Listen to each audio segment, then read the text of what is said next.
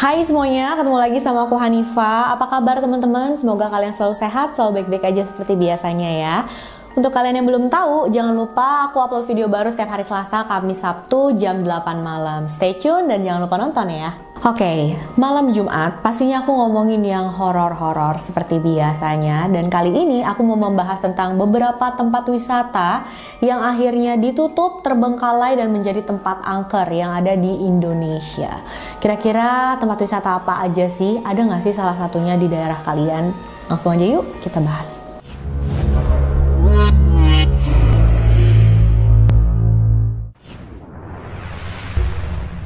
Yang pertama adalah Kampung Gajah Wonderland. Tempat ini berlokasi di Bandung, Jawa Barat, resmi dibuka pada tanggal 23 Desember 2010. Awalnya Kampung Gajah Wonderland ini punya konsep yang sangat hits dan sangat terkenal pada masanya, teman-teman. Di sana ada banyak wahana menarik untuk dinaiki seperti go-kart, buggy family, delman royal. Tapi sayangnya tempat wisata ini nggak bertahan lama, cuma selama 7 tahun aja karena pada tahun 2017 tempat ini ditutup karena pemiliknya bangkrut. Setelah itu ya tempat ini ditinggalin begitu aja, masih banyak wahana di sana, masih banyak barang-barang juga di sana, ditinggal begitu aja dan pastinya jadi suasananya tuh ya mencekam banget. Luas Kampung Gajah ini adalah 36 hektar, jadi lumayan luas ya. Setelah ditinggalin, terbengkalai begitu aja, banyak banget nih kisah-kisah mistis dan horor yang muncul. Jadi adalah beberapa orang yang akhirnya datang ke sana untuk ngecek apa bener ya Kampung Gajah Wonderland itu menjadi tempat yang seram. Dan pas datang ke sana,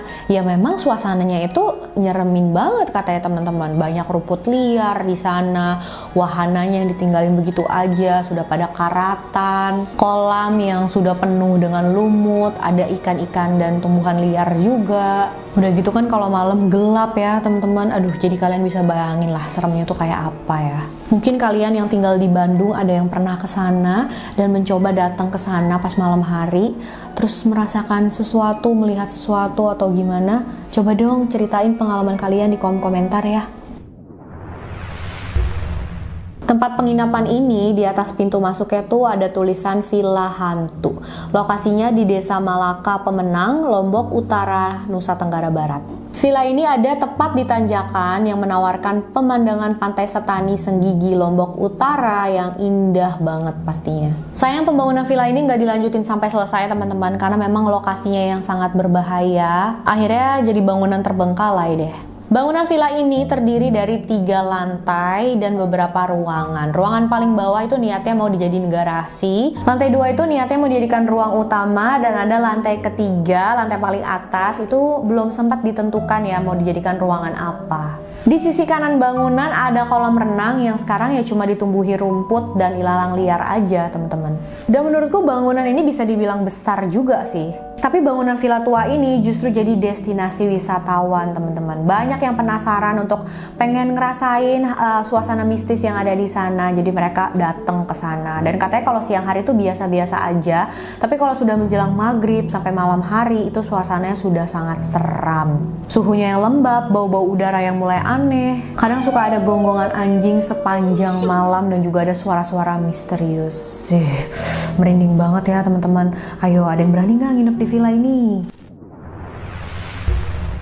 Buat kalian warga Surabaya pasti udah nggak asing lagi sama taman yang satu ini ya teman-teman. Taman ini dulunya jadi taman destinasi favorit keluarga di sana. Dengan wahana dan sarananya yang cukup lengkap. Ada yang buat anak-anak, ada yang buat dewasa. Jadi memang banyaklah keluarga yang datang ke sini untuk liburan. Taman remaja ini terletak di Tambak Sari, Surabaya, Jawa Timur. Dibuka sejak 20 Februari 1971. Saat awal perkembangan Surabaya, taman ini benar-benar indah banget teman-teman. Sarana hiburannya jadi salah satu pelopor taman dengan wahana permainan yang sangat-sangat modern. Kalau sekarang tuh kayak Dufan kali ya. Taman ini beroperasi selama 30 tahun, jadi lumayan lama ya teman-teman. Di area yang cukup luas juga dengan 16 fasilitas wahana permainan. Ada beberapa panggung hiburan juga, ada kafe, ada restoran, dan menu makanannya pun luar biasa menarik mulai dari Indonesian, Chinese, sampai Western food. Sayangnya taman ini ditutup oleh pemerintah kota kota Surabaya karena tidak memenuhi persyaratan. Semenjak itu ya udah jadi terbengkalai begitu aja. Banyak wahana-wahana yang tertinggal di sana yang sudah rusak, ditambah lagi suasana horornya. Jadi pernah ya ada salah satu keluarga datang ke sana mau main ayunan di sana karena ayunannya kan masih bisa dipakai tuh. Nah, saat mereka main ayunan, mereka tuh ditemenin sama satu makhluk yang bertubuh besar berwarna hijau. Gile. Gak cuma tempatnya aja, ternyata lokasinya ini juga horor dan serem teman-teman. Udah gitu lokasinya kan berbatasan dengan perkampungan Ambengan Batu dan juga deket sama rumah warga ya teman-teman. Jadi katanya warga yang deket-deket sana tuh sering banget dengar suara musik yang kencang, suara wahana permainan yang seperti sedang beroperasi dari taman itu. Tapi pas dicek ya nggak ada apa-apa. Terus juga ada yang lagi masuk ke dalam taman itu, dia lagi jalan, seperti menabrak seorang anak kecil, tapi pas dia nengok ke belakang lagi, itu anak kecilnya udah nggak ada. Jadi seperti dia menembus anak kecil itu katanya.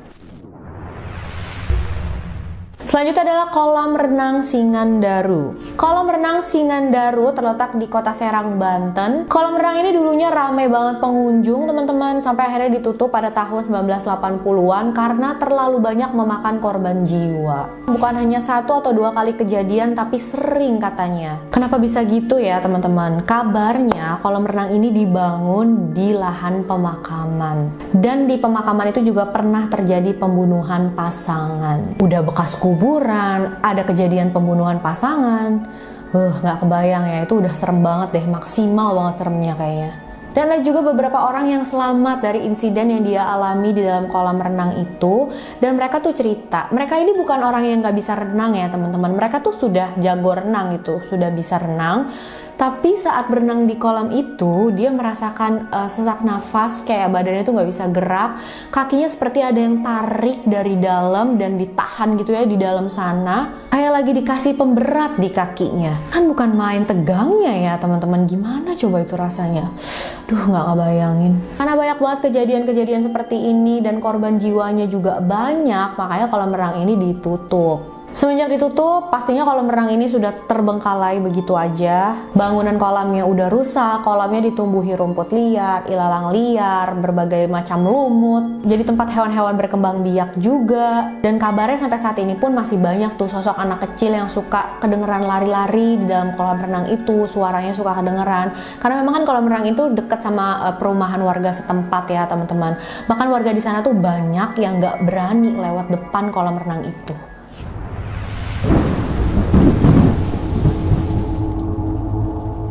Pernah nggak sih kalian dengar Ghost Palace Hotel? Kalau pernah, pasti kalian tahu ya, Ghost Palace Hotel itu adalah julukan untuk suatu tempat. Nama julukan itu diberikan oleh para warga dan wisatawan yang suka banget berkunjung ke tempat-tempat mistis yang berbau-bau horor gitu ya, kepada satu tempat yang ada di daerah Bedugul, Bali. Berada di kawasan pegunungan di dataran tinggi Bedugul sekitar 50 km dari sebelah utara Kuta. Tempat ini dibangun pada tahun 90-an, tapi sayangnya sudah langsung ditutup sebelum sempat beroperasi malahan. Jadi ya udah deh, bangunannya jadi bangunan tua yang terbengkalai, yang kelihatan serem banget. Apalagi di tengah-tengah pintu depan hotel itu ada kayak patung ular gitu loh teman-teman. Ya udah, nambah keseraman di sana deh. Suasana yang gelap, lembab, lapisan temboknya yang kusam, tanaman liar yang ada di sana. Lengkap banget deh suasananya.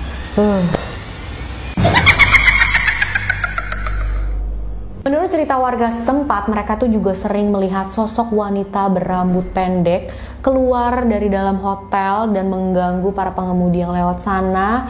Wanita ini juga suka jalan-jalan di sekitar hotel. Ada juga yang bilang kalau orang lewat sana tuh sering ngedengar suara keramaian dari dalam hotel. Padahal kan dalam hotel nggak ada siapa-siapa ya teman-teman.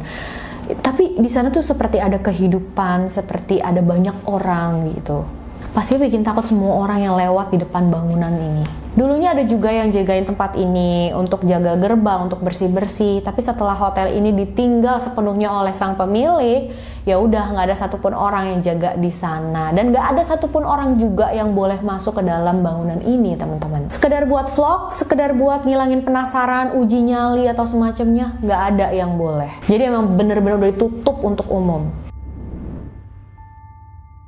Nah, itu dia 5 tempat wisata terbengkalai yang jadi tempat angker di Indonesia. Menurut kalian mana sih yang paling serem? Ada nggak sih yang kalian mau coba kunjungin? Tulis komentar kalian ya. Makasih udah nonton videonya sampai akhir. Jangan lupa like, subscribe, dan share video ini sebanyak-banyaknya. Bye-bye.